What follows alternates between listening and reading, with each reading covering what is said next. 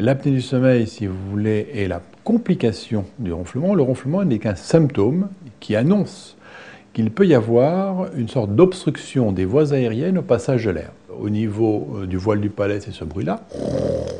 ou au niveau de la langue, c'est ce bruit-là.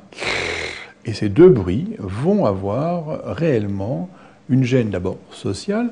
mais en plus une traduction sur le taux d'oxygène, c'est-à-dire sur le long terme. Il va y avoir une aggravation par ces ronflements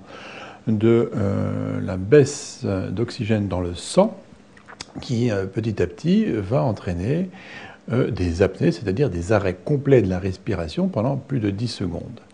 Et plus on a d'apnées durant une nuit de sommeil, plus elles sont longues, plus elles sont dangereuses, et plus en fait on va avoir une fatigue chronique qui va s'installer avec des somnolences dans la journée, difficultés au matin au se réveiller, une fatigue matinale incroyable, des difficultés de concentration et de mémorisation durant la journée, et surtout des complications qui vont être, elles, beaucoup plus graves avec le long terme, qui sont des complications cardiovasculaires comme l'hypertension, comme les problèmes d'infarctus, plus de problèmes aussi de troubles du rythme cardiaque avec la conséquence grave qui est la mort subite pendant le sommeil, et également plus de problèmes d'accidents vasculaires cérébraux comme les hémiplégies.